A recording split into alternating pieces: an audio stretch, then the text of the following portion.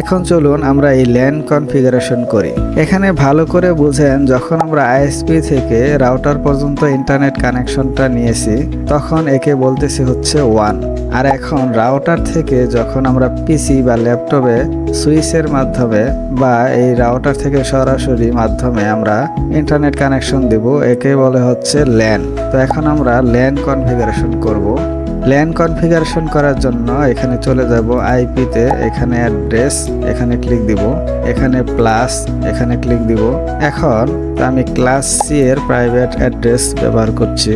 এখানে private address হিসাবে নিব হচ্ছে 192.168.6.1/24। সাবনেট মাস্ক নিলাম হচ্ছে 24।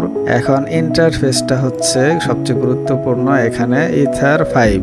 যেহেতু আমি পিসির কেবলটা ইথার 5 এর সাথে কানেকশন দিয়েছি, এর জন্য ইথার 5 সিলেক্ট করতে হবে।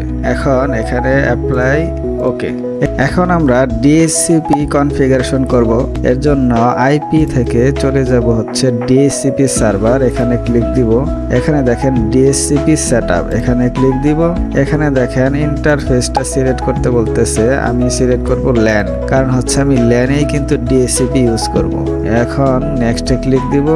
এখন দেখেন আইপি অ্যাড্রেস যেহেতু আমি ল্যানে বসিয়েছিলাম এর জন্য এখানে শো করছে।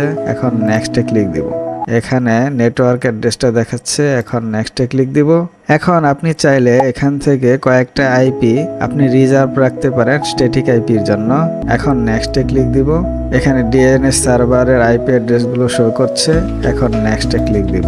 এখানে লিস্ট টাইম 10 সেকেন্ড, এটাই থাকুক। এখন নেক্সটে ক্লিক দিব। আমার ডিএসসিপি সেটআপ কমপ্লিট হয়ে গেছে, এখন ওকেতে প্রেস করব। এখন আমার পিসিতে গিয়ে দেখি যে আমার আইপি অ্যাড্রেসটা পেয়েছে কিনা। দেখেন এখানে এখনো আইপি পাই নাই, তার মানে এখানে আমাকে করতে হবে কি, প্রথমে ডিসেবল করতে হবে, একটু পরে আমি আবার এনেবল করব। 6.254 এই আইপি অ্যাড্রেসটা পেয়েছে, কিন্তু এখন আমি ইন্টারনেট কানেকশনটা পাইনি। এর জন্য এখন আমাকে নেট কনফিগারেশন করতে হবে। তো এখন নেট কনফিগারেশন করব, এর জন্য আইপি, এখানে ফায়ারওয়েলে চলে যাব। যাওয়ার পরে এখানে নেট, এখানে প্লাস চিহ্নতে ক্লিক দিব। এখানে জেনারেলে আসব, এখান থেকে চেঞ্জ সোর্স নেট থাকবে।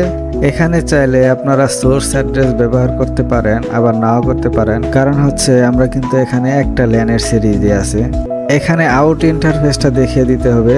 তো আমি যেহেতু ইথার 7 এ এটা লাগিয়েছি, এর জন্য ইথার 7 দেখিয়ে দিলাম। এখন এখানে অ্যাকশনে চলে যাব, এখান থেকে সিলেক্ট করব হচ্ছে মাস্কোরেট।